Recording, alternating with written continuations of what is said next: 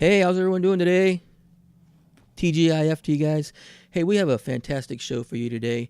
We're going to be covering some sports, mainly the boxing, and we have a fantastic host who is really knowledgeable in this field.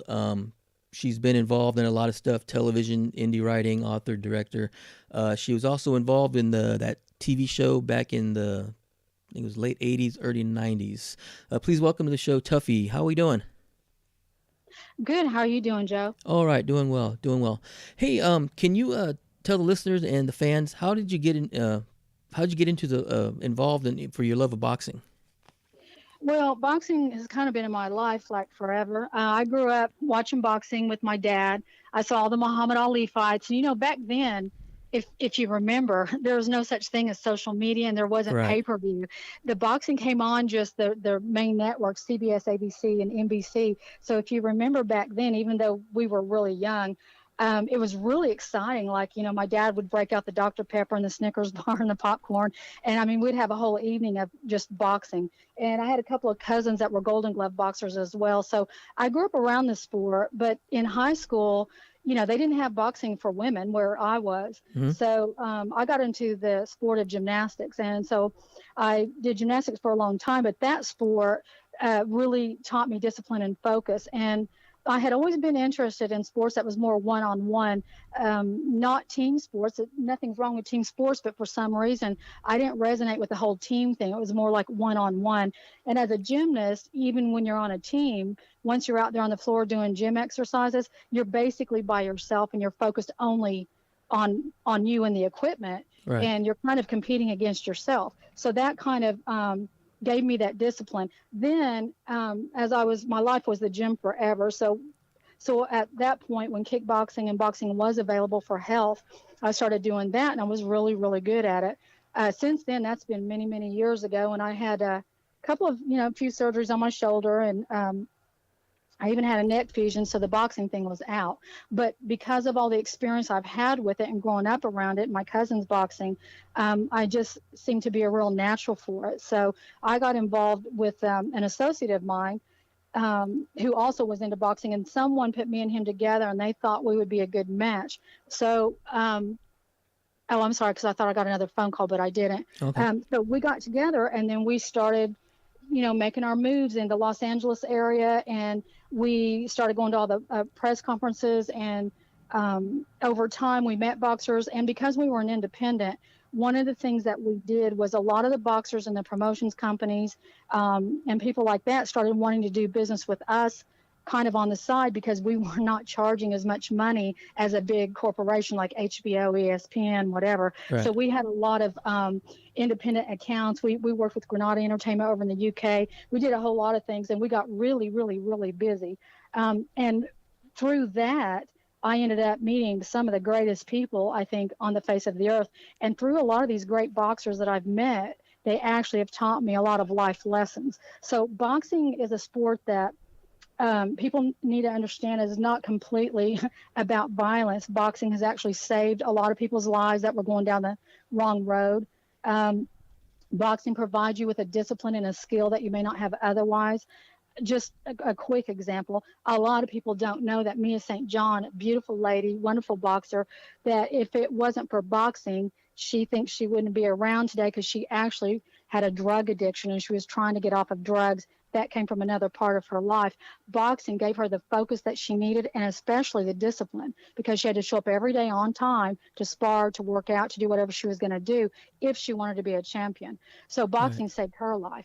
Johnny Tapia, boxing actually saved his life, and God bless him because he died not too long ago. Right. But during his tenure as a boxer, he was a great boxer, a wonderful person, and boxing actually saved his life. So boxing has just been um, second to none for me. Right. It's part of my everyday living.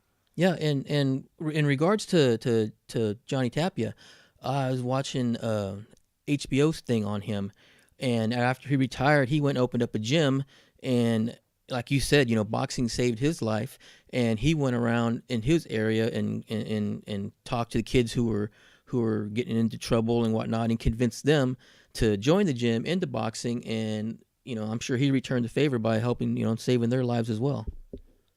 Right. And I mean, I won't go into it real heavy, but I think I had discussed before about how Johnny Tapia got into boxing and why he got into boxing, and it's a really really intense story Right. as to what happened. If you want me to go into it just for a couple of minutes, since we are talking about Johnny Tapia, Sure. I love him a lot. I think he's a great boxer, or was. Yeah, yeah, sure. You go into the details on how he got in there, please. Well, when he was little, a lot of people don't know this, but I guess I don't know the exact details, but what I do know is this much. His mom, I'm not sure, but I think she was either on drugs or dealing in drugs. His dad, I don't, have no idea. I think he might have even been in prison by the time he was born.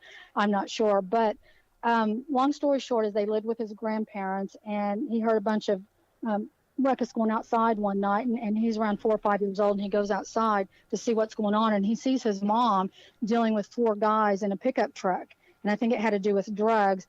Well, they got a little rough with her, and he didn't understand what was going on, so he ran inside, tried to wake up his grandparents, who told him, just go back to bed, Johnny, leave it alone. So apparently the grandparents must have known that she had some business dealings, and that was the way their life was. Right. This happened 2 or 3 times, and each time she saw these guys getting a little rough with his mom. Well, he kept trying to tell people, nobody would listen to him because he was just so young and little, and he didn't really know how to say it, and nobody would really believe him. Finally, after the last time he saw her, he got up and went outside and saw her being basically raped and then beat, and either they put her in the truck and took off, or she was dragged by the back of the truck, and that basically screwed him up for life. And he was a very young child. Well, he became a problem child, and by the time he was 11 years old, he was already getting into trouble with the police and this, that, and the other. Somebody, I don't know if it's a friend of his from school or who, but someone introduced him to boxing. He was so angry at the world, and angry with obvious reason. Right. And he started boxing, and the boxing allowed him to get his stresses out. I mean, you could have sent him to a psychiatrist. This kid wasn't going to talk. That psychiatry was not going to work for him. So see, boxing was another way of him releasing his stress Right. and getting out all of the problems that he had. And that, again, boxing taught him discipline. It taught him how to be someone and stand up for himself, because he didn't have anyone at that point. That's why Johnny Tapia got into boxing. And that's not every boxer's story, Right. but a lot of boxers' stories are pretty intense like that. You don't see a lot of boxers that just graduated Harvard, unless you're talking about the Klitschko brothers. But other than that, you don't really see that much. Right. Exactly. So the fact that anyone can even get into boxing and rise above the rest and become a champion is a huge, huge victory. Yeah. Yeah. Great story there. Great story. Thank you for sharing that. Now, with the subject of boxing, who would you say is your favorite boxer of all time, and why? I know about that question, and it's really, really hard for me to answer, because as far as the old time boxers go, especially whenever I was really young and I wasn't able to, see them in action. There's a lot of greats out there. Just real quickly, I did want to give condolences out to the Yes. death of Jake LaMotta, who we just lost recently, and also to Bobby the Brain Heenan, who was into wrestling. Right. And I know a lot of boxing fans don't care that much about wrestling, but I will say this real quick about wrestling. I respect wrestling, believe it or not, as much as boxing, because regardless of it being a staged match, these guys are true athletes, and they bounce around and they hop around and they get thrown around and beat up, and they get injuries just like boxers. So anyone who downplays wrestling, they need to rethink what they're seeing. Turn on television and watch Ring of Honor, or watch all the WWEs, all the old wrestlers as well. These are big guys who have had steroid problems. They went through the same issues as boxers. Just because something's staged doesn't mean that you should give them any less points. They're basically being like stuntmen, and there are people who die doing stunts. So Right. So I just wanted to say that. And Bobby Heenan, he was a great commentator. A lot of people say he was the best in the business. And he died recently, and so did Jake LaMotta. And see, I was really young, obviously, when Jake was, in his prime. Right. But I know a little bit about him, and from what I'm understanding too, which everyone probably knows, is he apparently led a crazy, crazy life. He's done enough liquor and smoking and everything to have died probably in his 40s, but he didn't. He lasted up to about 95 years old. And I'm understanding that he still had his wits about him, could smoke cigars right up till the day he died. And I mean, who does that? Right. Yeah. Yeah. What boxer can do that? Most boxers are pretty well beaten up by the time they're 35, and he just kept going and going and going. Right. Yeah. He was 95. Yeah, 95 when he passed away. Yeah, so God bless him. I mean, we've lost a lot of boxers, a lot of greats, and a lot of people talk about boxing being dead, and or they say boxing is not in the conscious minds of the American people today, and I beg to differ. Boxing is not dead, number one, and if I'm allowed to say this, anyone who thinks boxing is dead is a dumbass. I don't know how else to put it. Yeah. They just are. Boxing is not as conscious in people's minds as it used to be. Muhammad Ali was he was a superstar. He kind of crossed over into mainstream stardom. So, everyone who was in tune with Muhammad Ali, especially a female audience, which is very hard to get, Right. boxing was great. And then it seems like as his generation, everybody started going down, a lot of these fighters people weren't paying as much attention to, and they weren't as well known, and it's really sad because if you look at some of the fighters of today, well, for example, even back in like the early 2000s, I'll bring up the Fernando Vargas Tito Trinidad fight back in 2002. Yeah.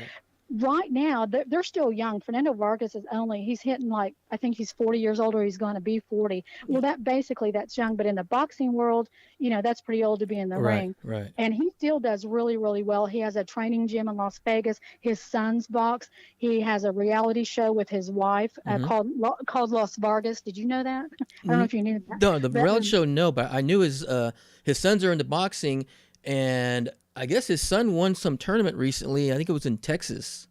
Right, yeah, he won his tournament, and I don't know if you've even seen his kids. He's got like 4 kids, and I mean the son that's boxing looks so much like him, and it's so strange sometimes when I watch him fight, because I remember Fernando fighting in his 20s, and I mean his son has the same kind of moves. I mean, it's funny when you see that, when you see a champion and then they have a child and their moves are just like him. It's so interesting to watch that. But I wish him well. I think he's going to be a great boxer. Well, Fernando was a great, great champion. But what I think happened in the Tito Trinidad fight was this, and everybody pretty much knows it.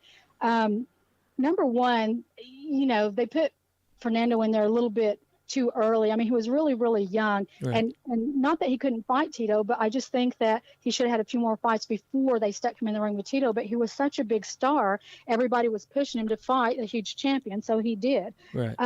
There was a low blow in that round, and till this day, a lot of people, debate that. But if you go back and you look at that fight, I think it was around, I don't know, 3 or 4, or maybe around 6. I can't remember.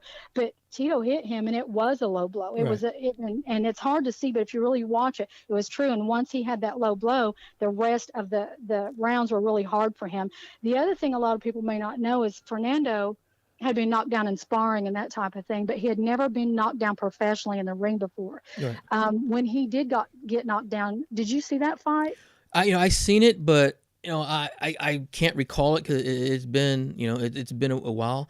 But I always I'll look it up on YouTube and rewatch it, and then everything clicks back. Okay, yeah, that's right. I remember this. Yeah, I know it's hard because I've seen so many fights that sometimes I'll forget. Like, well, who was that? Was that Evander Holyfield, or was it Lennox Lewis? Right.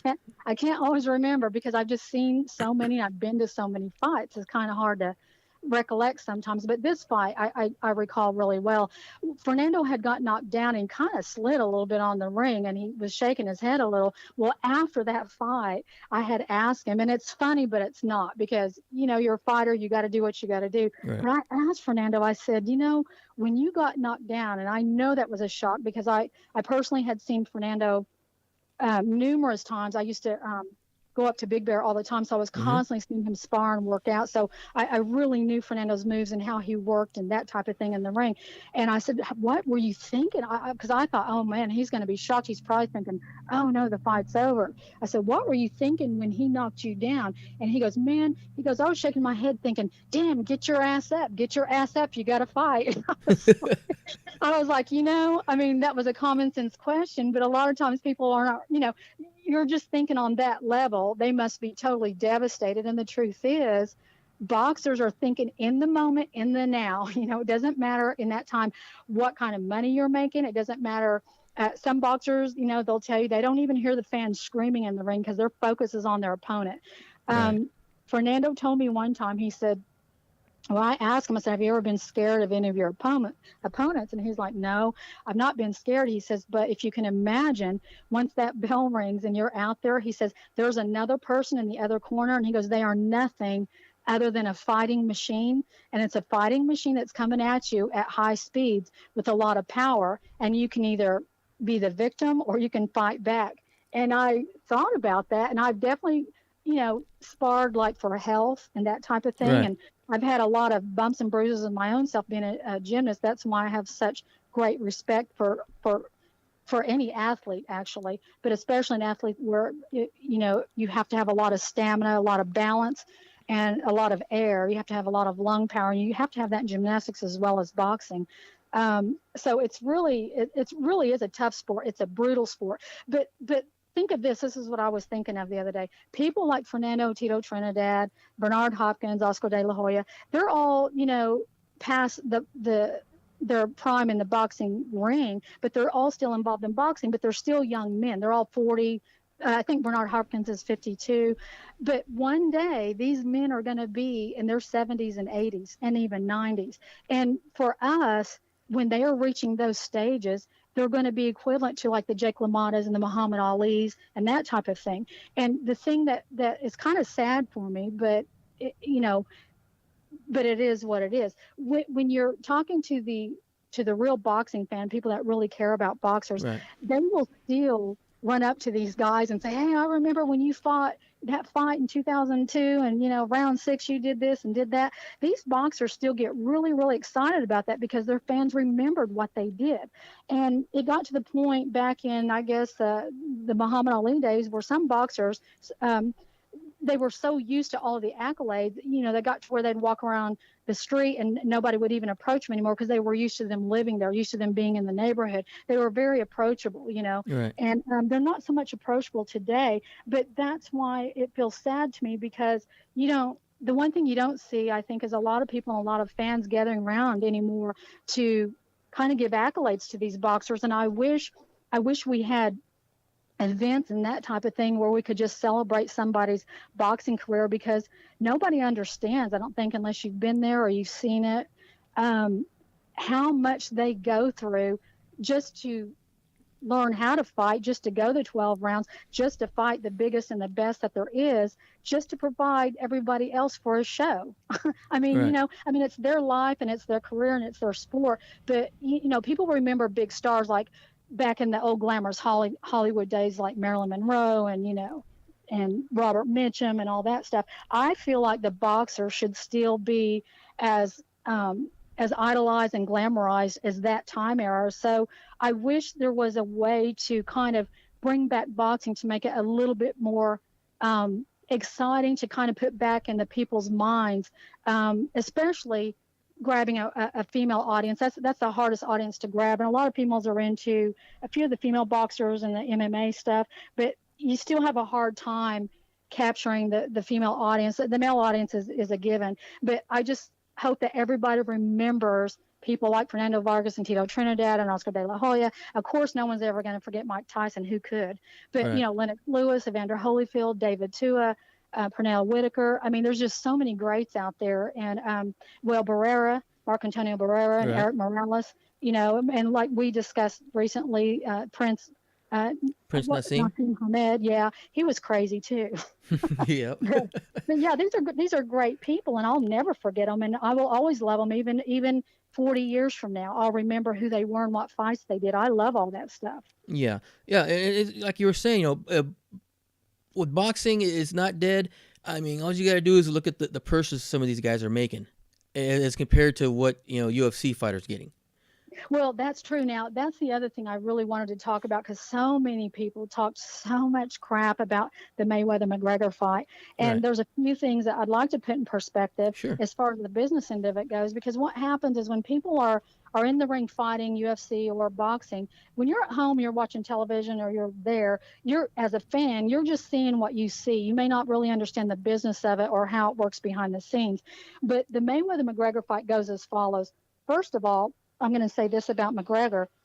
he's a great fighter and he's a great champion. And I don't know a lot about him. I have, I think personally he's probably a great guy. I know he's donated to a lot of charities and he cares about little children and that type of thing. I've seen that. But as far as him being in the ring, I mean, you tell me if you agree or not. I've never in my life ever seen an MMA artist or a boxer as arrogant as he is. And I've seen a lot of egotistical athletes, let me tell you. But I mean, just even the way we talked about this, the way he struts in the ring.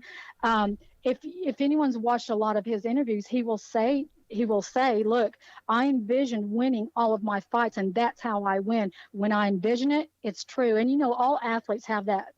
They're trained to envision winning. Right. And he said it's never failed me. And then he walked around, and I know a lot is hype, but a lot is him. Even Dana White said it, that McGregor believed with all of his heart and soul at the time that he's going to win. He's going to beat the crap out of Mayweather. So yeah, part of it was a show, but part of it was McGregor really, really believing it. And what is McGregor? 27 years old, 29? 29, yeah, I think it's 29, yeah.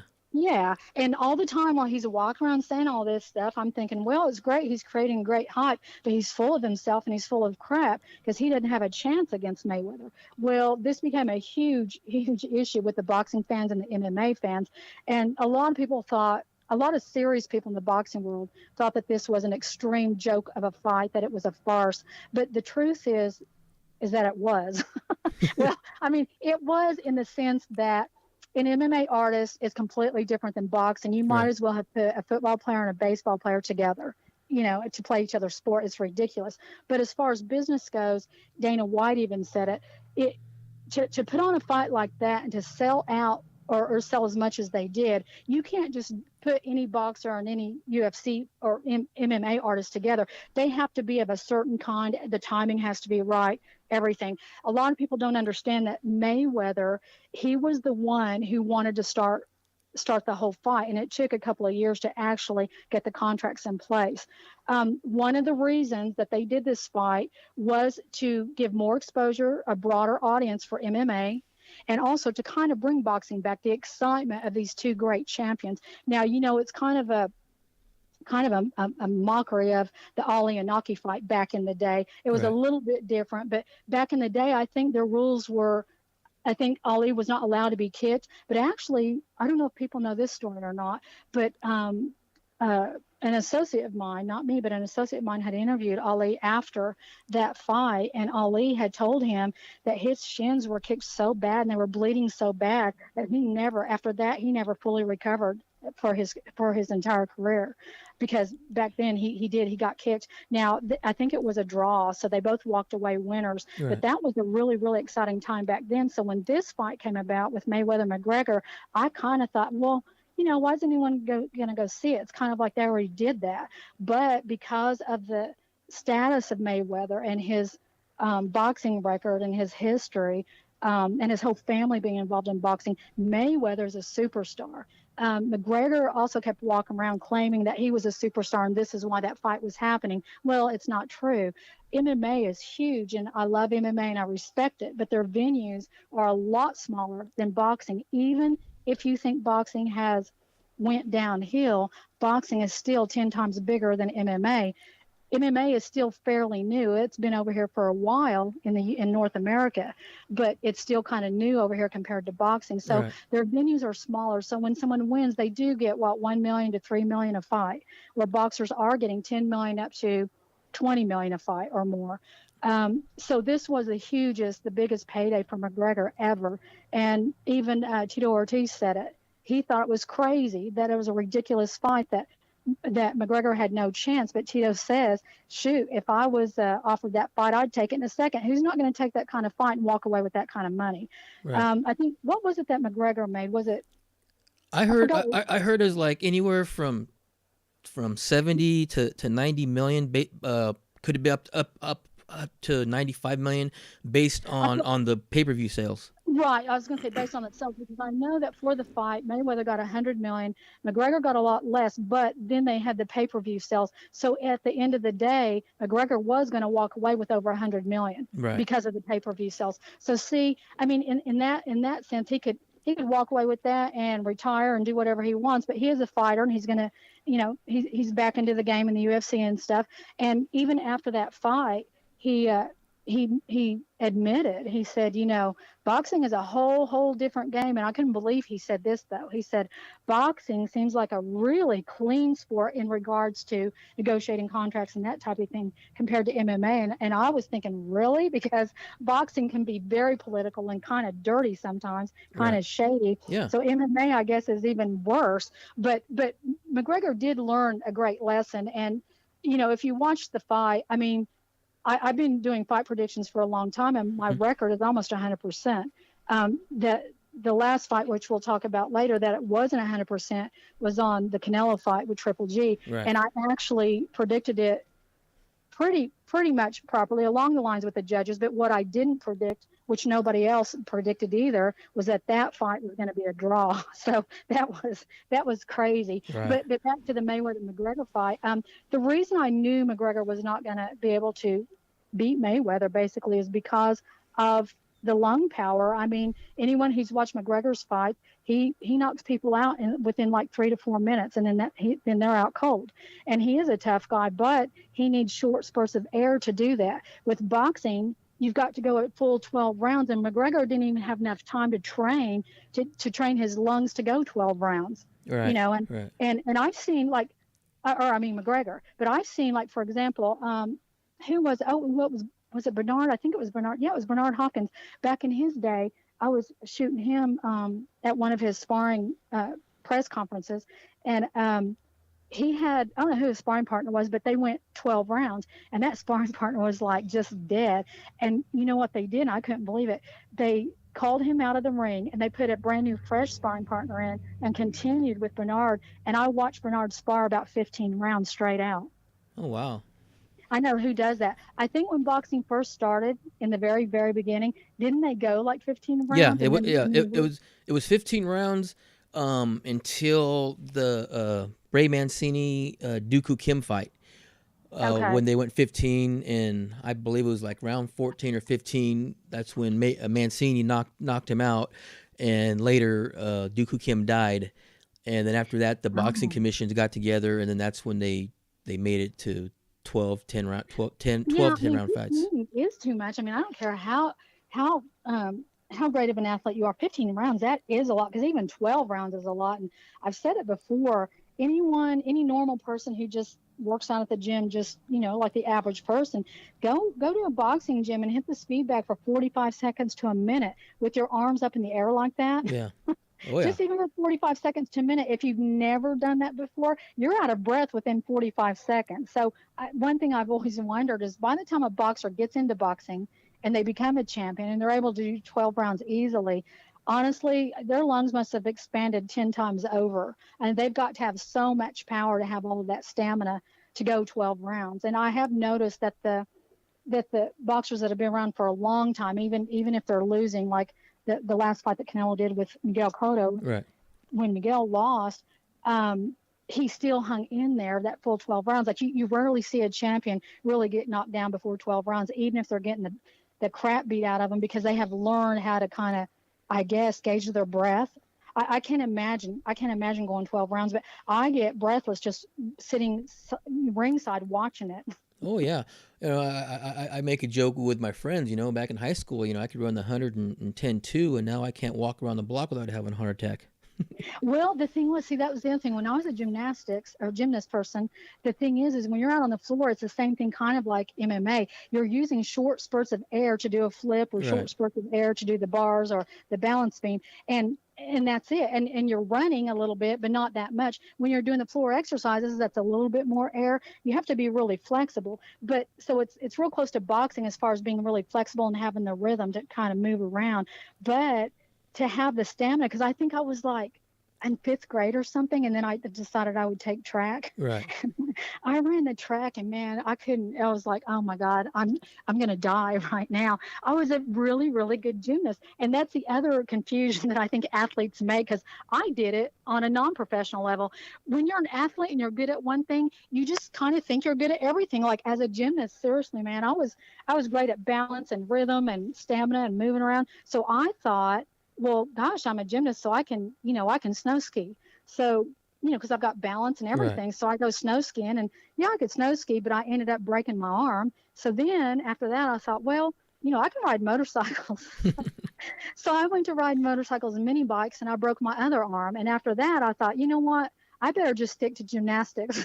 Yeah. But that reminds me too of the James Toney fight. He Right. decided he was going to be a mixed martial artist, and I think he was down in like 2.3 seconds. And it is what it is. And he got out there and tried. But I'm thinking that's probably pretty embarrassing and humiliating. So I'm just saying, as a boxer or as an MMA artist, especially as a champion, you've got to think you're just godlike and that you can do everything, and it's not true. I mean, Yeah. McGregor thought he was going to be able to go a full 12 with Mayweather, and there's no way that was going to happen, and it didn't. Um, he really got winded and really bad, and I think when he lost that fight, he really learned his lesson, learned to be a little bit more humble, and I think he learned to respect Mayweather at that point. Before then, there was no respect, and he was just talking so much crap Oh yeah. about Mayweather, and Mayweather was retaliating, but not to the degree that McGregor was putting out. Yeah. Well, that kind of, like I said, it kind of reminds me of my favorite fighter of all time, Roberto Duran. I mean, he back then he despised Sugar Ray Leonard. I mean, he was insulting him, called his wife a whore. I mean, just all kinds of stuff. And now to this day, they are best of friends. I mean, you look it up on YouTube all the time, and they're always hugging each other and talking. And matter of fact, Sugar Ray's the one who inducted him into the Nevada State, Nevada Hall of Fame for boxing. Well, it's funny how those boxers' relationships play out because, I don't know how much is sometimes just hype to get the boxer in this angry state so he can fight, and how much is real. But I do know that the bad blood fight between Fernando and Oscar De La Hoya was bad blood. It really Right. was at the time. But Fernando really did fight out of anger in that fight. Now, Oscar De La Hoya, he said it. I mean, I spent a lot of time in Big Bear up at his house, at his training facilities, and he said it that he never fought out of anger. And a lot of people used to joke about Oscar back in the day, saying, well, he doesn't like to get hit because he doesn't want his hair to be messed up because he's a pretty boy. But actually, Oscar said he always fought out of skill and out of fear of getting hit in the face or the side of the head because he didn't want to lose his hearing.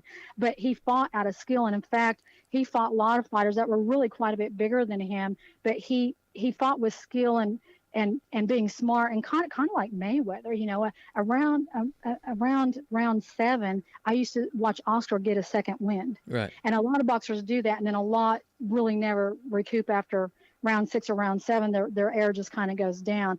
But I think fighting out of skill or fighting out of fear of getting hit is better than fighting out of anger. Well, fighting out of fear, I don't think is that great, but I think it's better than fighting out of anger because I really think that anger gets in your way. Yeah, because you don't have the right mindset. You're just, you could be, you'll take a chance that normally you may not take if you're fighting. Like you said, you're using your head, fighting with your skill.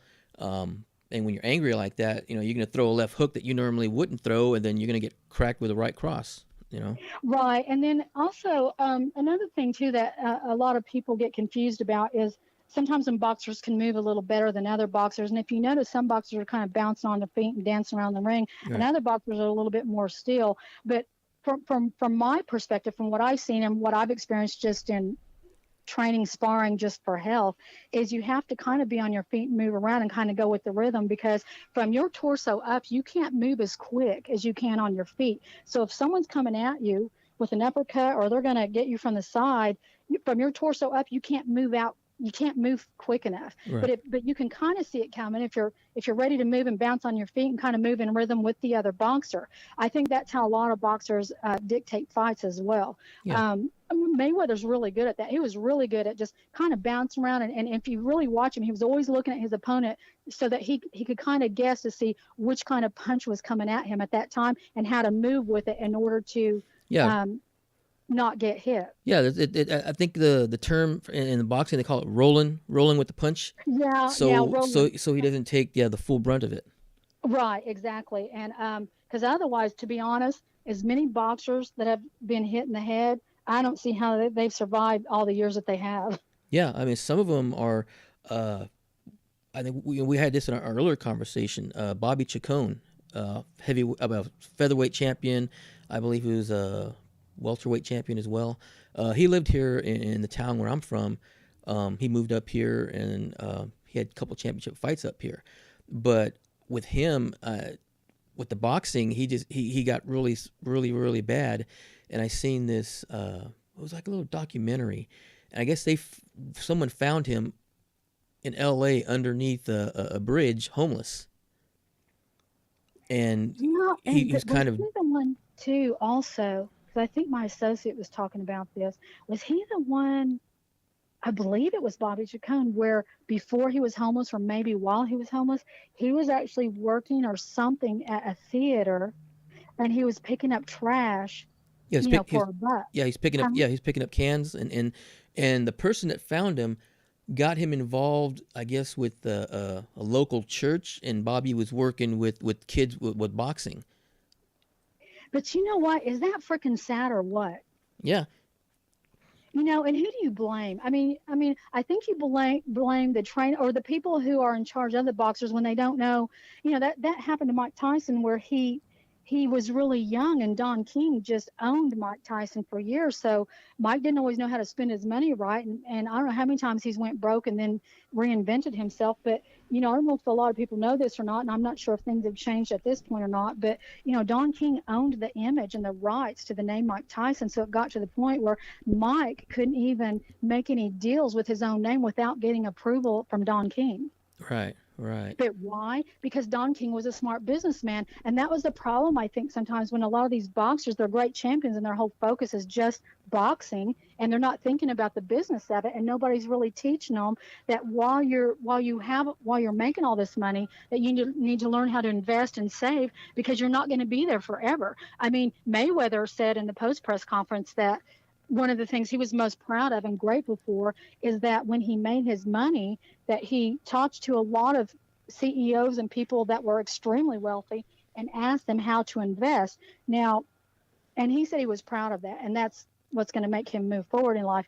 I don't know, I'm sure it's true, but I don't know how much is true, because he owed a lot of back taxes, and you know I kind of think too that part of this fight that he had with McGregor was about owing the IRS. Yeah, yeah. I think he owed him like he was like 23, 25 million in back Yeah, taxes. So I don't. I mean, I know when you owe. I mean, because I've owed before, and it's taken me like 2 or 3 years to catch up because of I the know. interest compounding. So I'm And wondering what kind of deal his lawyer made to pay it off in one lump sum without getting that interest, compounded well, on I him. know the thing about it is, but the IRS, honestly, you know what the IRS is? They are a legalized mafia. Yeah, yeah, yeah, I mean, really, that's what they are. But the thing is, Mayweather should pay his taxes anyhow. But what we don't know is, did he not do it because he didn't want to, because he is who he is, or was it his people? A lot of times, it's the people's accountants, and they just screwed something up. But yeah, but the thing is, and no way was he going to go to jail for anything, because knowing that he can rake in that kind of money, the IRS would want him to fight yeah, yeah, yeah. to get his money to pay his back taxes. But hopefully he did. I don't know what the status is on that now, but I would hope he did by Yeah, now. yeah. I'm assuming he did. And my question to him would be, when all this was going on, and your accountant didn't remind you to do your taxes, if Floyd, you still have the same accountant right now, you're a dumbass. You should have fired him. Well, well, I know, because you know what? I mean, honestly, I mean, he's still young. He's still great, but he's went down too. He's done, and he's retired again from boxing. Right. The only way he's probably ever going to come back again is if he ever has a chance to make that kind of money again. But honestly, he probably won't. I mean, at this stage, he's retired right when he needs to. He is smart. He's his whole family it supports him, so I think he's going to be fine. Yeah. But I just hope he watches it, because I mean, I don't know. There's people that's won the lottery that has spent $350 million, and you wonder how they did it, but somehow they did it, and then they went broke. So Right. hopefully that won't happen to Mayweather, because I know obviously he lives a high lifestyle, but when is he ever going to have another chance to make $100 million for a fight? Exactly. Yeah. That's crazy. I mean, he's really conscientious about him staying healthy, and Right. if he sits there and watches the fight, he'll see that he was a hell of a lot slower than he normally was. His reaction time wasn't there, you know, to roll with the punch like he used to.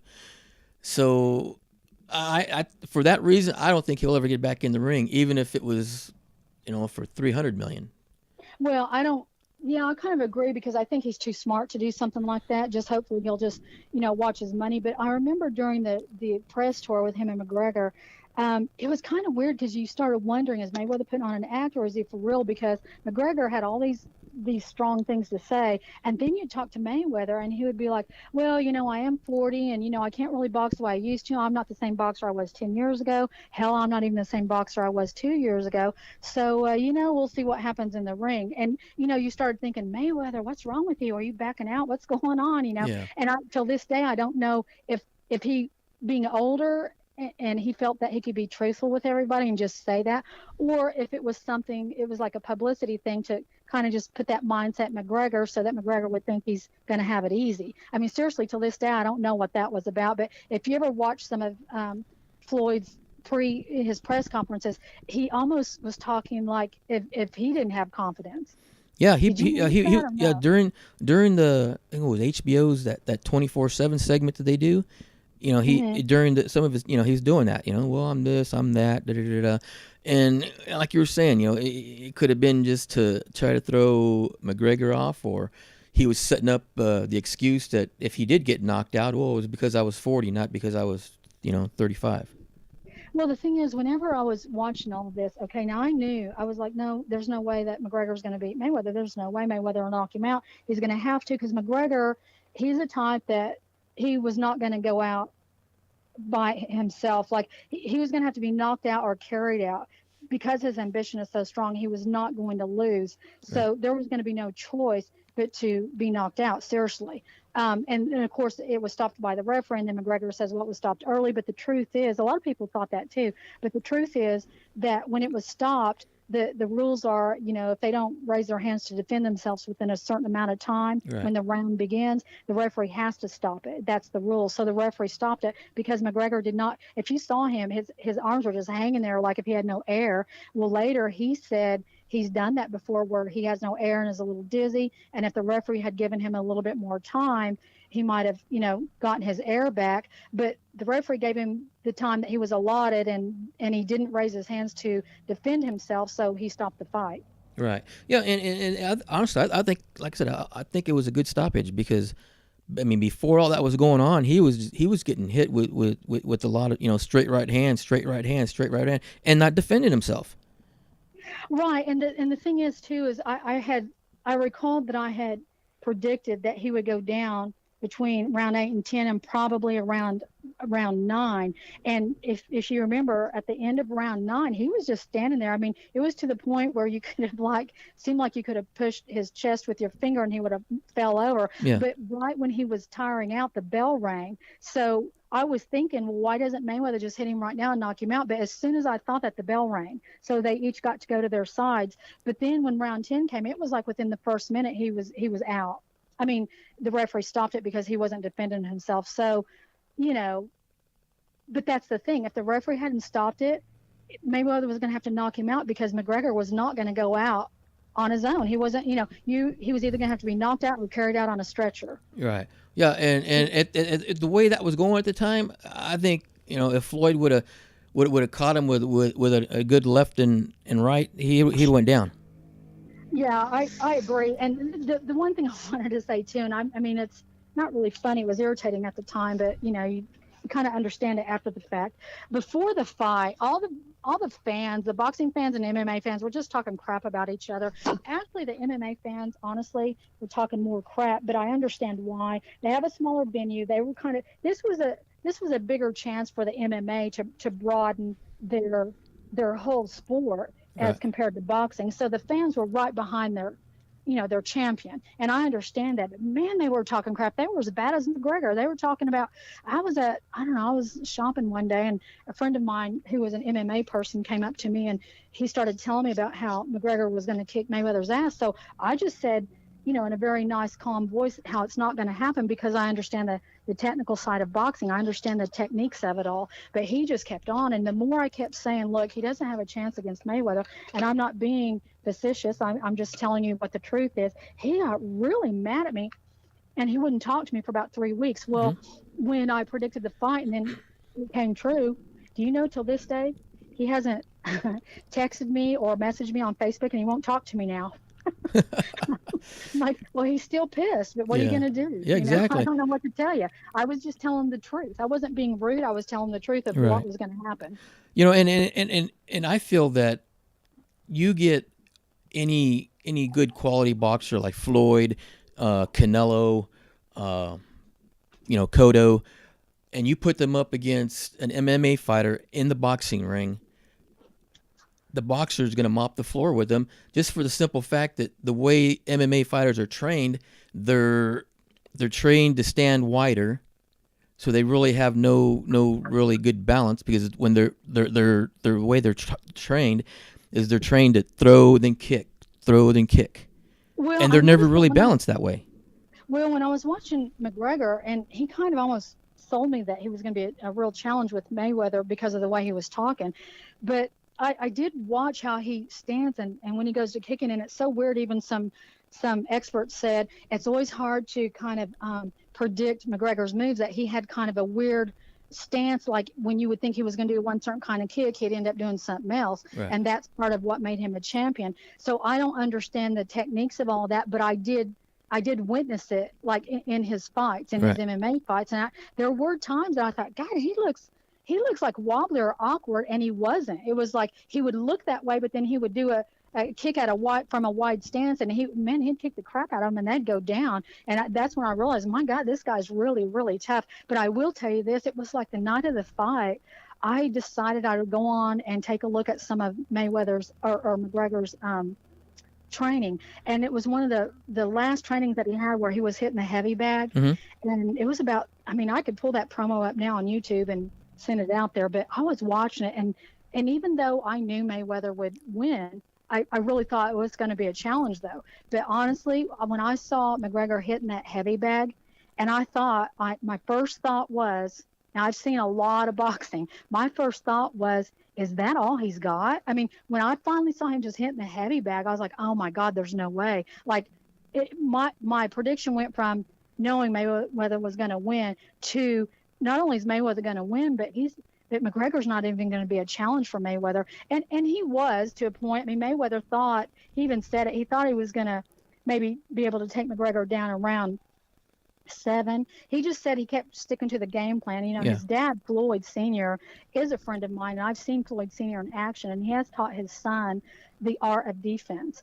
And so he said they just kept sticking to the game plan, and they didn't veer off of their game plan. If Right. you watch any of his post interviews, that's all he kept saying. And his art of defense is so crazy. So, but he thought he was going to take him down around round 7, but it ended up being around 10. But still, he Yeah. won. But when I saw him in the heavy bag, I was like, serious? Is that all you've got? But maybe it was just, I don't know. Maybe it was like the angle I saw it, which is a whole nother thing, because he looked really slow compared to, Floyd. And so I Right. wasn't sure what that was about. Yeah, and yeah, like you were saying, it just the camera angle, you see it on camera and it looks, but if you're at a different angle and you're actually there watching, maybe he's actually hitting it pretty good. Well, this is the issue too that I've had with this is well, I wanted to wrap this up with the MMA stuff, though, by saying this: that I do respect Conor McGregor, and I respect MMA, and I love MMA. Right. Oh, guess what? Peter's calling. Oh, okay. Okay, shall we just hang up, or? Yeah. Let me. Actually, let me pause this. Okay, to say. Well, hello, Joe. How are you? All right. How you doing, Peter? I'm doing okay. Well, no, my analyzation of that fight was this. Did I feel it was a big fight? Well, anytime one fighter's paid $100 million and the other one is paid $70 million, that part of it was not a joke. But the reason why I was against it was, first of all, you had a guy like McGregor, who has never boxed a professional boxing match in his life outside of sparring.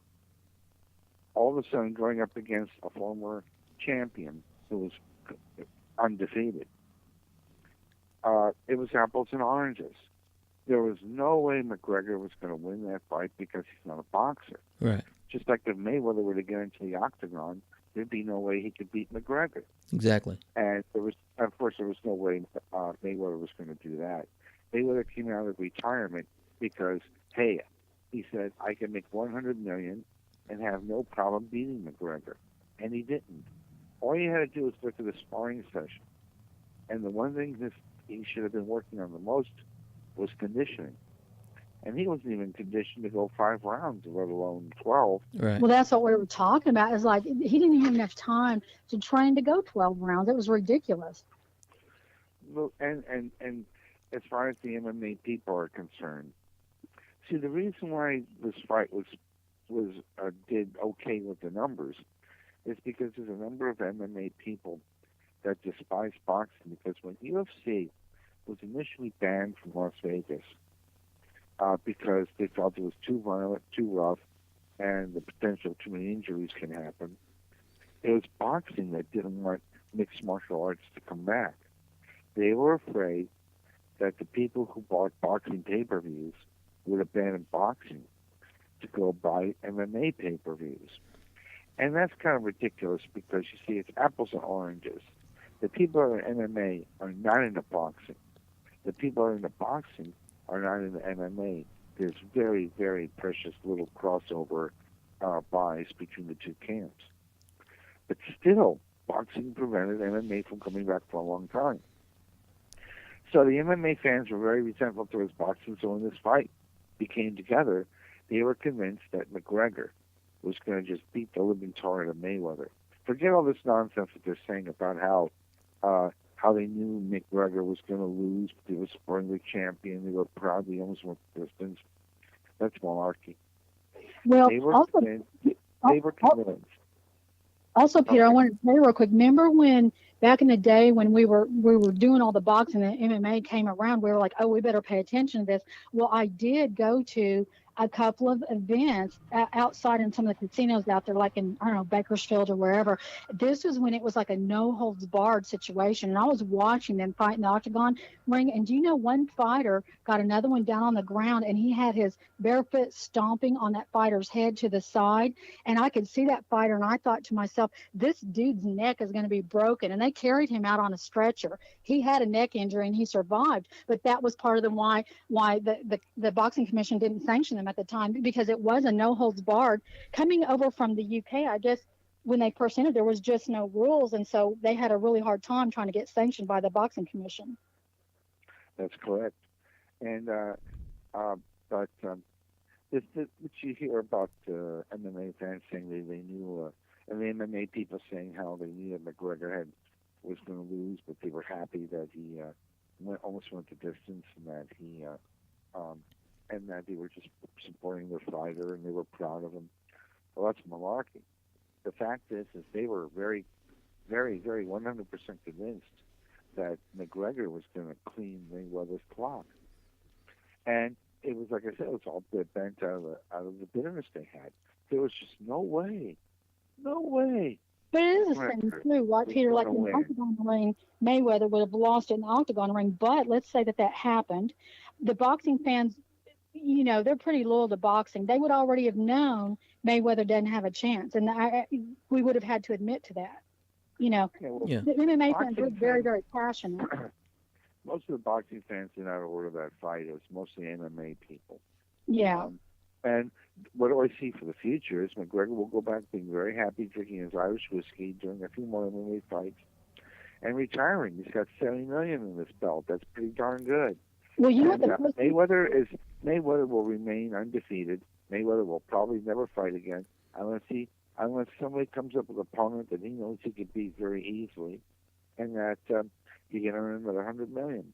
Now, also, you know, after that fight, Joe, there was a lot of MMA fans. Of course, they were tweeting and all this stuff on the internet, social media, but they were saying after the fight, well, this boxing match should have never even took place. It's not even really legal. And then at that point, I was kind of firing back, saying, look, the bottom line is this: beforehand, you guys are all talking about how Mayweather's going to beat the crap out of, or McGregor's going to beat the crap out of Mayweather, but it was sanctioned. It was a legalized fight. Right. Therefore, this fight goes down on Mayweather's record. Because after that, a lot of the MMA fans were saying this fight shouldn't even be on Mayweather's record to be Rocky Marciano's record. But the thing is it was legal. Now, whether you think it's a farce or not, but it was legal. Tell the boxers, tell Mayweather, McGregor, it wasn't real. That's not going to happen. So Mayweather Right. did deserve to have that on his record.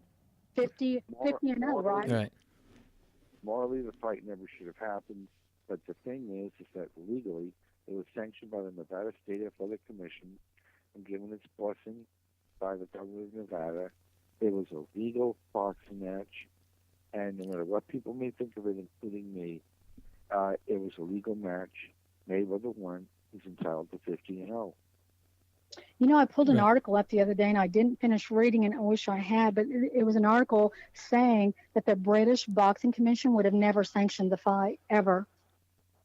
Well, no, I mean, I didn't think it was going to be sanctioned. I know. I said, when they were talking about this, I said to myself, they're going to sanction this.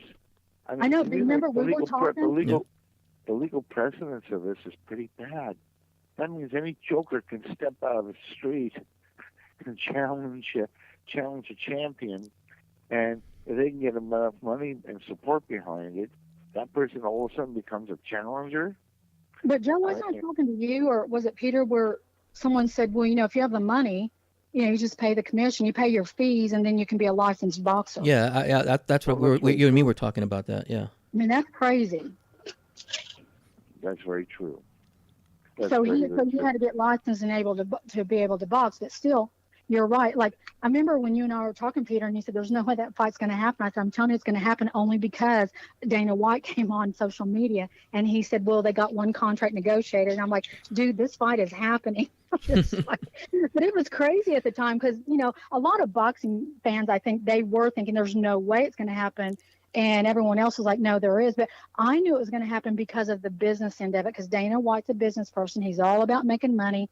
And he keeps saying is, I gave the fans what they wanted. They wanted this fight. You could never do this fight with anyone else. It had to be two particular personalities that were champions of a certain caliber at a certain time. And it meshed well with Mayweather McGregor. He said there'll probably never be another one. Also, at the press conference, Dana White said someone asked him, are you ever going to do something like this again? And he said, no. I'm going back to UFC. That's what I know. It's what I'm comfortable with. And I'm done with this deal. And McGregor said the same thing. So I'm like, well, Well, you notice Yeah. McGregor didn't say to Mayweather, hey, at the post-fight press conference, he didn't say, hey, okay, Mayweather, you showed what you were like in the boxing ring. Now challenge me on my turf in the octagon. no, he didn't. But He knew that wasn't going to happen. Yeah. I know, but there were some things- McGregor's very happy he walked away with $70 million. Very happy. Oh, yeah. Yeah, and I don't blame him. But there were some fans too saying right after, it was MMA fans that were saying right after, they were tweeting going, so now Mayweather, how about the octagon? And I was thinking, dude, Mayweather, he was the superstar of this. He doesn't have to go into the octagon, and he wouldn't be so stupid as to go into the octagon unless he was not the champion. But he was the superstar of the fight. He was. He won't go in the octagon. He would lose, just like McGregor. Anybody would think Mayweather could beat anybody who would think that Mayweather could beat McGregor in the octagon are the same idiots that thought that McGregor could beat Mayweather in a boxing match. Yep. But Mayweather at least knew it. See, McGregor only went close to the distance because Mayweather allowed it. He didn't fight for 2 years. He was curious to see what McGregor had left, because even though he saw all the films and stuff like that, a fighter still wants to see what a fighter still has left when they're actually in the ring. And he knew after round 3 or 4 that there was no way McGregor could win. I mean, he knew before, but he just wanted to see what he has left. Every fighter has that curiosity. And the thing is McGregor began to huff and puff like an overstuffed steam engine. Yep. And you know what else is Mayweather said, and I don't know if people remember this. Mayweather said that before the fight, he did not spar for an entire month because he said if anyone knows him, his hands can be really, really brittle, and he didn't want them being that brittle in the ring because he had, he's had some serious hand injuries and didn't want to have to hit McGregor and break some bones. So actually, Mayweather didn't lift his arms or spar or do anything 1 month before the fight. Well, Right. some people thought that Mayweather looked soft and disinterested. Well, I don't think he was completely disinterested because believe me, if you're making $100 million, you're going to be interested. Right. Oh yeah. He just realized that McGregor could not win. I mean, Mayweather came in a wheelchair, and I think he still beat McGregor. And this is nothing against McGregor, nothing against him at all. It goes back to what I said earlier. It's apples and oranges. Right. Right. Just like if Mayweather said, "Okay, I'm going to challenge you, McGregor, in the octagon," Mayweather would get creamed. It's two different things. Like with Michael Jordan. Yeah. His father died. He quit basketball and took a baseball to give it to his father.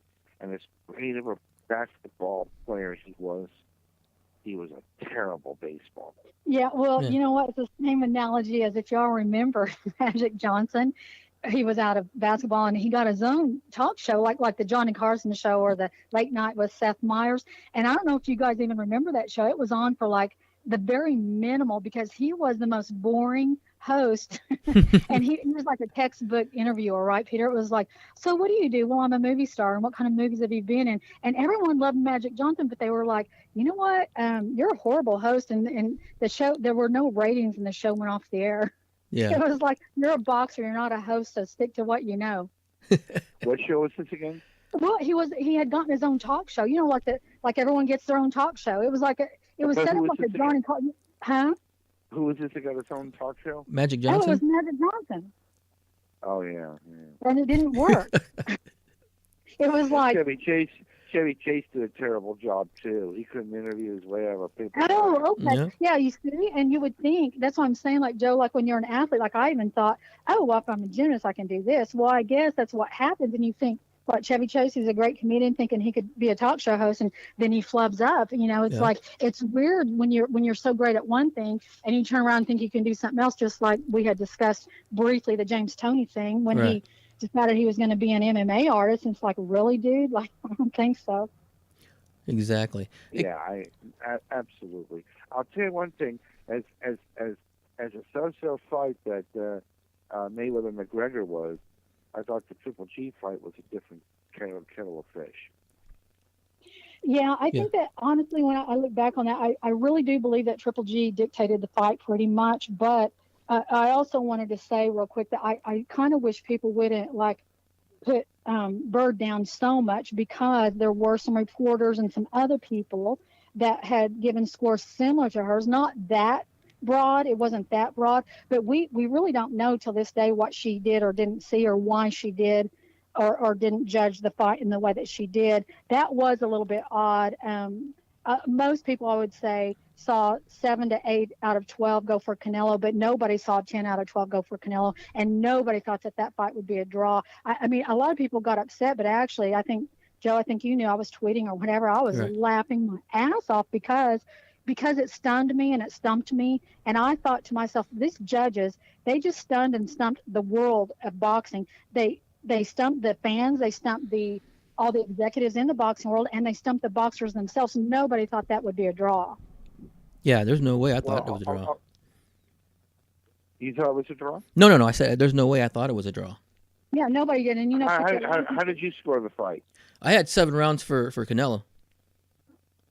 Well, one thing about boxing I have to say, now I disagree with that, but one thing I got to say about boxing has got to be the most subjective sport I've ever seen. Right. You just see it on television and get a different perspective on who won each round.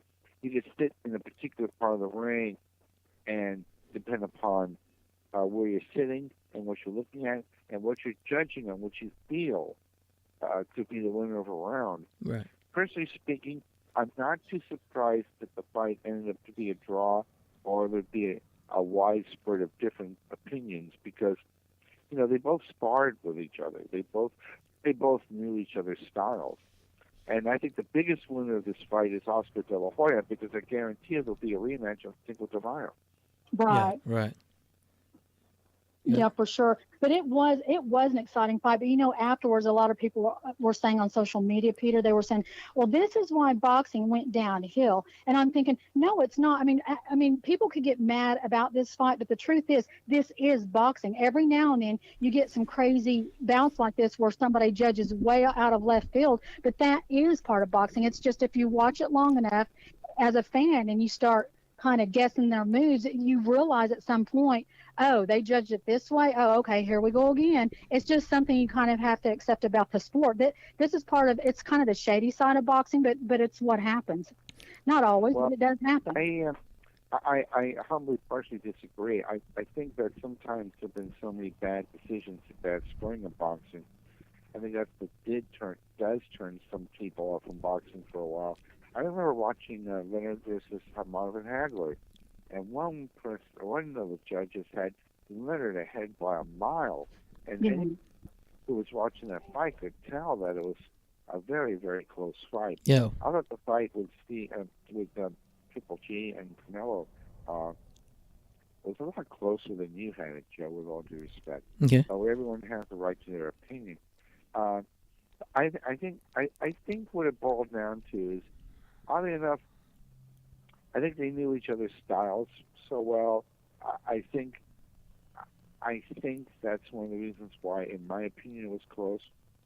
And I do think that despite the fact that people were pissed off by the decision, analytically wise, I thought it was a very good fight. I think a lot of people were also judging it because it came off the last pay-per-view, Mayweather and McGregor. Right. Now that fight was so bad, even Ali Holmes would look great compared to that. Well, Yeah. and that fight, like I said, some people thought it was a farce, but it's made its sales and whatever. But I thought too. In fact, one of the things I said after that fight, when next thing you know, we're seeing Canelo and Triple G, I said, much respect to Mayweather and McGregor, but now we're back to real boxing because it's the truth. Now we're back to a real boxing match, and that was honestly, it was a pretty exciting match though, because neither one of them was going to give up. And like you said, Peter, they were former sparring partners and actual friends.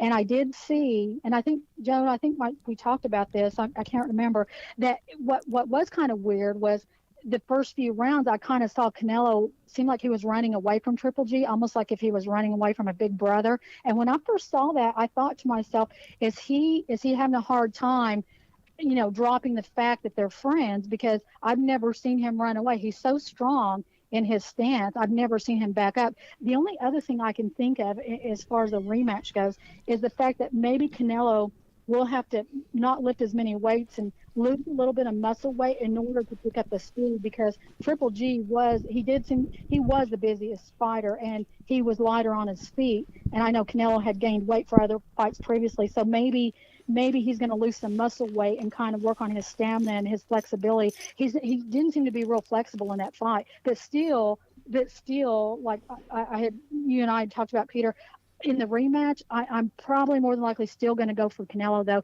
just because of his strength, his stamina. I think Triple G has some fights left in him, but he's basically on his way out, and I think he's a smart enough fighter to know when to retire. I don't think he's going to stay in the ring until he gets the crap beat out of him. And Canelo still has a long career ahead in the boxing world, hopefully at least another 10 years. He's 27 or 29 now. Now, do I understand that at ringside, people like Oscar De La Hoya and Bernard Hopkins scored the fight overwhelmingly for Canelo? Well, yeah. At the post-press conference, Oscar said, he said, well, people were talking to him saying, hey, this was an unfair fight, blah, blah, blah. And all they were saying is that with this score that Bird gave, that it was real for it to be a draw. That was really bad for the sport of boxing. And I was thinking about that. And then, Joe, we talked about this. It was, the big thing is like when someone's betting on boxing, because I never bet on boxing, is that when it is a draw, they still lose their money. So yeah, that's really bad for the sport of boxing. But as far as it being a rematch, that's really a great thing. But Oscar was addressing that, but then he did say, just so everybody knows, I personally had seen 7 out of 12 go to Canelo, which is what I had seen technically. from my view, from what I saw was 7 out of 12. Some people said 8 out of 12, but I still don't know where Bird got 10 out of 12. Later, Bernard said he saw 7 out of 12 too, but he's Oscar's promotions partner, so I'm not sure, if he saw it or he's just, siding with Oscar. Well, let me ask you something. Canelo signed with Golden Boy, right? Yeah, he's with Golden Boy. Yeah. And Triple G's with another promotion? Yes. Yes. Oh, well, no wonder. Oh, yeah. Sure, Oscar and Bernard are going to say Canelo won. He's their exactly, boy. right. But I mean, Oscar stated it, and then it was in a whole nother interview later. Actually, you know what though? I believe it was right after the fight, still in the ring, when Bernard said 7 out of 12, I believe. But then in the post press conference, Oscar said it. But I felt good because I was like, oh, right on target, because that's what I saw. But I didn't feel good about it being a draw. Right. But I knew that these two are gonna try to knock each other out because they're knockout artists. I mean, their records are crazy, and that's what they do. They not unlike Floyd Mayweather, who just usually goes the distance. These two are knockout artists. So that's where I thought, you know what, this fight is going to end in a knockout. There's no way that it's not. So even in the rematch, it's going to be the same. They're going to have to knock each other out to win. Yeah. These two. Perhaps the problem they had in the first fight is the fact that they knew each other's styles so well. So it's like it's like two comedians sitting in a room, and one of them could start a line, and the other one knows the material so well they could finish it. Right. I personally didn't think it was going to be a draw. I predicted Triple G would win. I think I said it was going to be like 7 rounds to 5.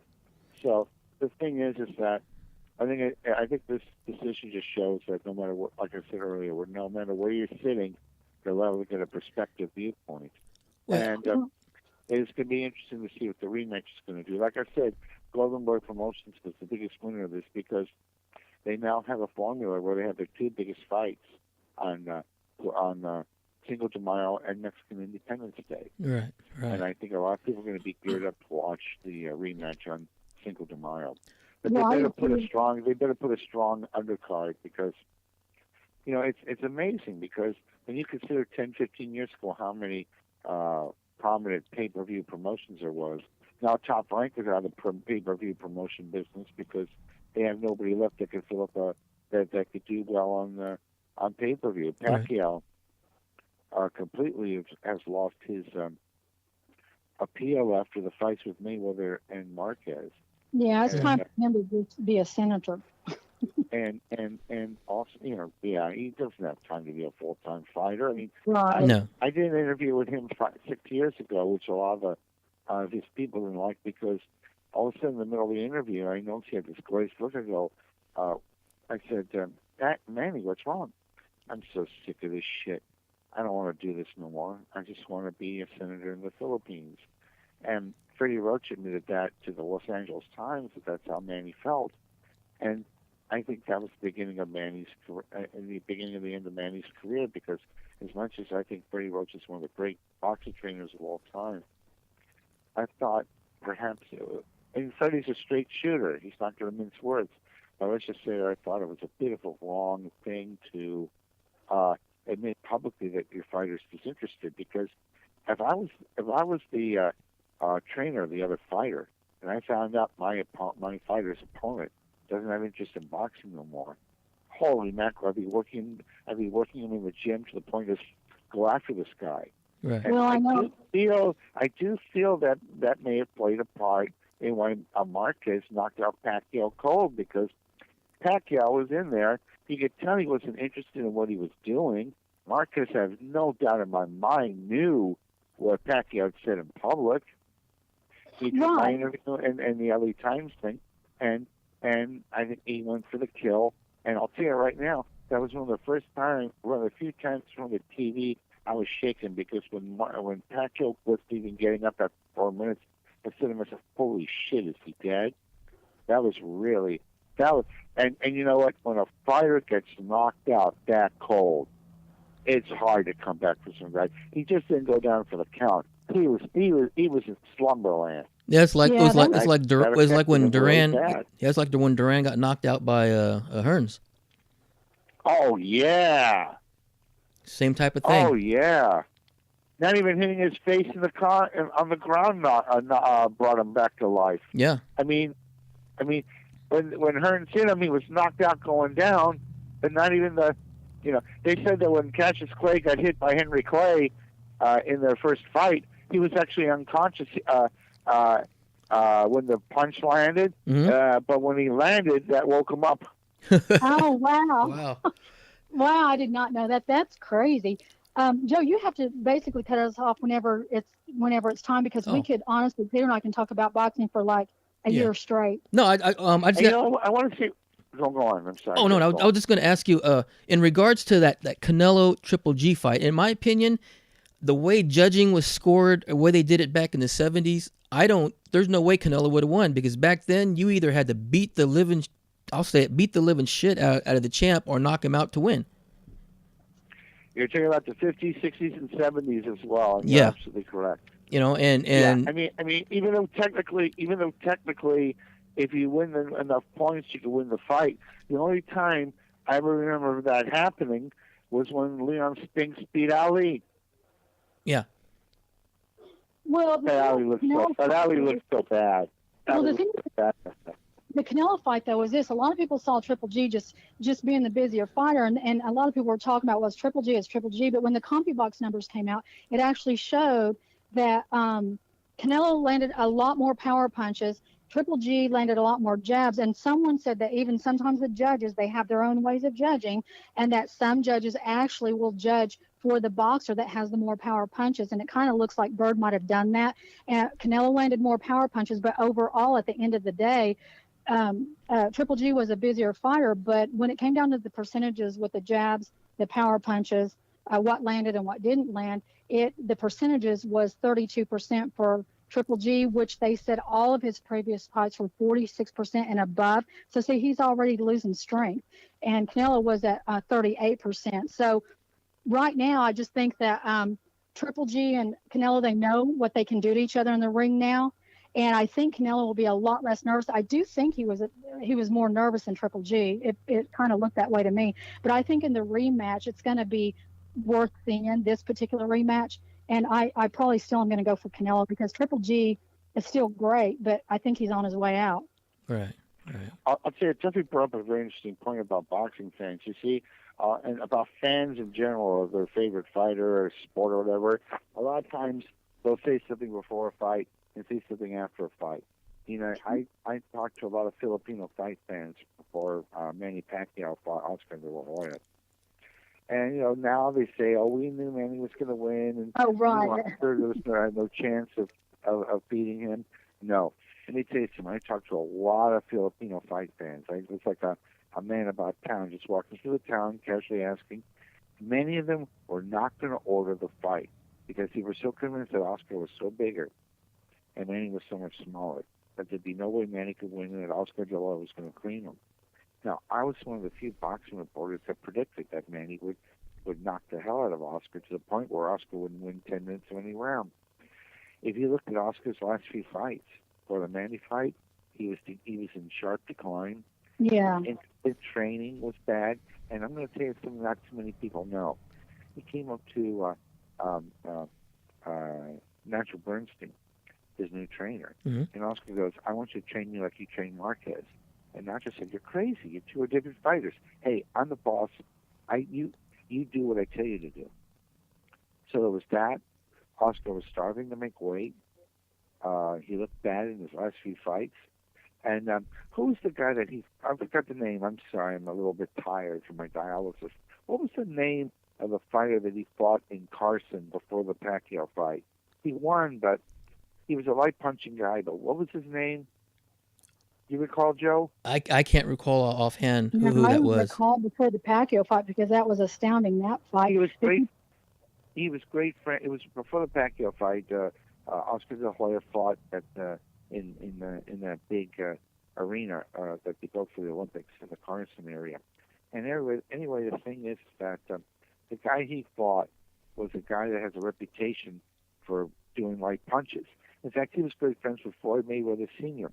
One of the few times that Sr. did not write a derogatory poem against one of Oscar's opponents when he was training him, because they have a deep love and respect for each other. Well, that guy, that light punching guy, broke a part of Oscar's cheekbone. Oscar was beginning to decline as a fighter, and the punches that he could take when he was younger, he could no longer take when he was older. So I said to everybody, Oscar's going to win 10 minutes, 10 seconds on any round. That's exactly what happened. Pacquiao versus De La Hoya never should have happened. That was the modern day equivalent of Holmes Ali. Yeah. Well, that's why I'm saying in Canelo and Triple G is that Triple G is starting to decline. And, I still think he's a great champion. I also think some people underrated him as far as his power punches go, but still Canelo outboxed him when it came to that. But I do think that that it was kind of like that. I think he dictated the fight, but I'm still going to say Canelo because, if he's already declining now, what's going to happen by the time Cinco de Mayo comes here? He may be trying to do something a little bit different with his diet, but I'm just saying, he's 35 and Canelo's 27 or 29, somewhere around there. There's still that difference, and I just think that Triple G is on the decline is what I think. Do you agree, Peter? Because I know you really thought Triple G would win, and a lot of people did. And I was for Canelo, which usually Peter and I are truly, truly see eye to eye and always choose the same fighters. But I was pretty proud because we both saw the strengths and the weaknesses in both of these fighters. And the fact that it was a draw kind of showed, they were both such a perfect match for each other. But the fact is, Triple G is older and he's on the decline. Do you think that's true, Peter? I wouldn't say he's on the decline, but he's definitely older. It's just styles makes fights, and it's going to really depend upon what each of them are going to study from the fight films and what they learn from it. Let me ask you something, Joe. Was it popular opinion that most people thought Canelo was going to win? Yeah, I think depending on who you ask, but the majority of people I've talked to, they said that Canelo should have probably won easily, just for the simple fact that Triple G did not look very, very impressive in his last 2 or 3 fights before that.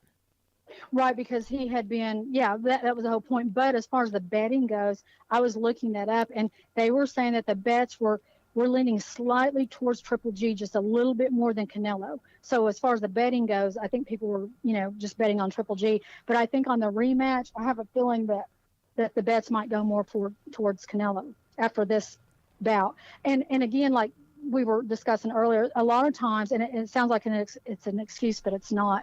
When you see boxing matches, especially big ones like that on television, and you see them ringside, it's a completely different ball game. And many times ringside, Peter and I have seen a lot of that. You will see moves and hits and punches from a completely different angle than you will on TV. So if the fan is just seeing the boxer looking busy, he just automatically thinks, oh, well, he's winning.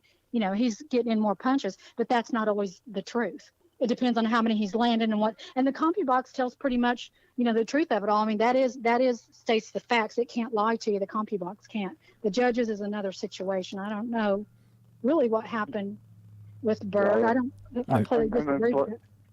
Unfortunately, with judges, sometimes, Holmes made a remark one time. Larry Holmes made a remark before the Michael Spinks rematch. He said sometimes these judges get drunk before fights. I wouldn't go that far, but I do question sometimes where they come from. Well, there's a lot their of ability to judge fights. Well, there's a lot of pressure on them too, because really they're only as good as their last fight. And the moment they screw up, it's like, oh my God, it's like a whirlwind of downfall, So I can't imagine how Bird's feeling about now. Although the boxing commission is still backing her, I don't know who else is, but Right. I can't imagine that she's completely out of the game or anything. But that was a stretch. But the other 2 judges were really close. Yeah. Really close. One had. Yeah.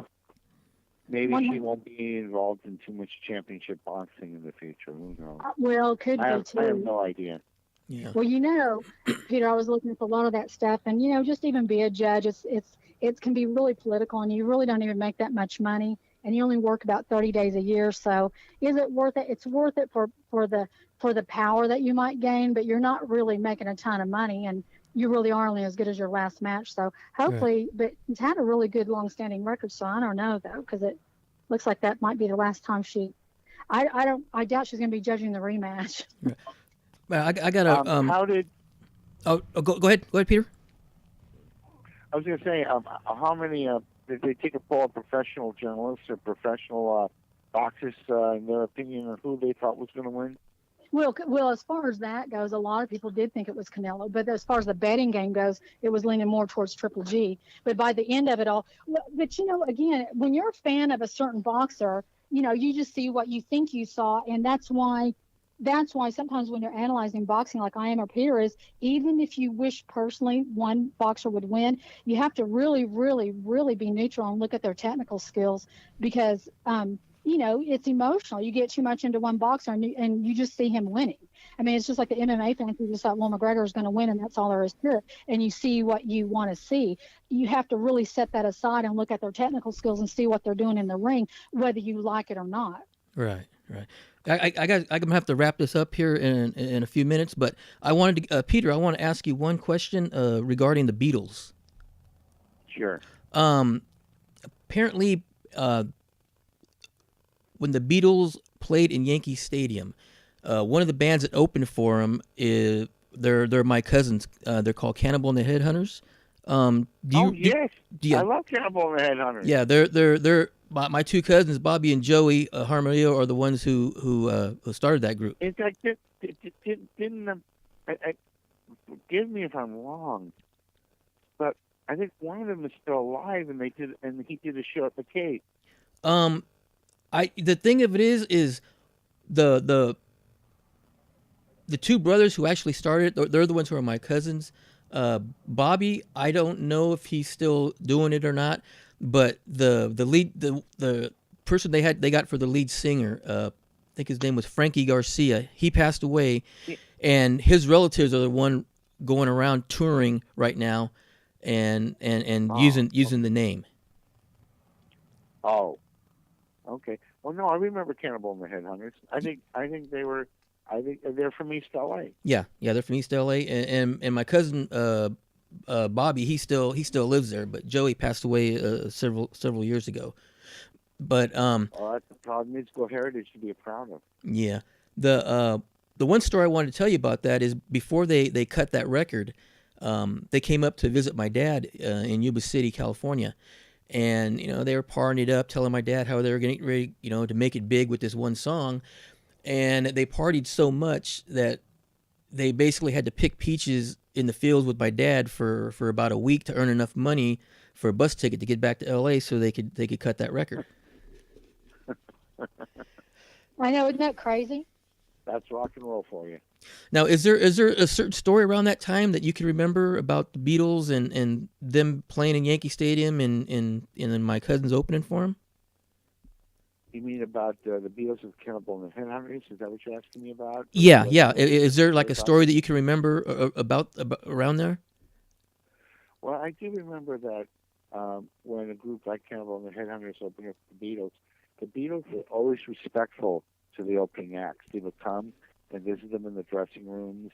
I don't remember an exact story, but they were always very generous and very kind to people that opened up for them. They would sit and talk around. Mm-hmm. It was like they treated them like they were the Beatles, and in other words, they always had a great amount of respect for opening acts. As I remember, go ahead. Go ahead, Tuffy. Well, I was just telling Joe, Peter, the other day about when because Peter knows as much about the Beatles as boxing, but right. When you were interviewing Paul McCartney here in Vegas, I guess it was, and you tripped and fell. When I what now? Say that again. You tripped and fell, and somebody went to. Oh no! I was at the Love Show, and I was walking to my seat, and I tripped a bit, and one of the people that helped me to my seat was Sir Paul. I told him, well, I've had some health problems, so I still made it to the show, and he said, "That's great, man. That's great. I'm glad to hear it. Glad you're here." And he was always a very kind person. Yeah. But that's very cool that he extended his hand out to you. Yeah, he did. That was very nice. That was very nice. Yeah, because one of the stories my cousin Bobby told me that before they got in that gig, apparently the Beatles were talking with their manager and they were discussing, I guess, who they were going to get to open for them. And I think it was John Lennon that said that he wanted the Nana Boys. He couldn't remember the name of the group, but he remembered that song, and he wanted them specifically to open for him. And if you know the song, it starts out, na na na na na, so. but he wanted. I know. I'm going to look I always wanted to ask you this. Cannibal on the Head, like Boney Maroney. I forgot the name of the song. Oh, it was I forgot the name of the song all of a sudden. Oh my God. Land of a Thousand Dances. That's right. I always wanted to ask you this. What did you think of the Wrestlers remake of that song? Oh my what gosh. Song is it? What song is it? I don't know what song y'all are talking about. Land of a Thousand Dances. It was. Yeah, in 1985, the WWF Wrestlers did a remake of that song. Oh my gosh. I mean, I thought it was funny because it was wrestling, but my dad was pissed. He was tossing stuff around. How they disrespect my family. He was. Oh my gosh, my dad blew it. He got. Oh my gosh, he was hot. That's funny. Well, they did turn into a WWF joke. But let me ask you something. Did your father get any royalties from their version? No, but apparently, I guess Bobby, he still gets some type of thing he gets from the song and the company. I guess every now and once I think it comes quarterly. He said that he gets a check for something. Royalty check or performance check? Okay. I mean, do you get a performance check or I forgot who wrote the song?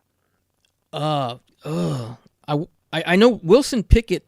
I think it was Wilson Pickett that originally sang it, and then it kind of was okay, and then I guess it kind of was more of a hip hop thing type to the kids. So my cousin's version kind of picked up, a lot better than I guess Wilson Pickett's version. Well, with all respect to your dad, he flipped a lid when he heard that, when he saw that. Oh, he blew. Oh my gosh, he was hot. I mean, he had a short temper as it was, but I'd never seen him like that. I mean, he blew up. You know what it is. I can't blame your dad. See, we come from a different background where we just looked at it as a parody or a joke. But mind you, that was your dad's big hit. That was your dad's big hit, and he was very proud of that hit. Yeah.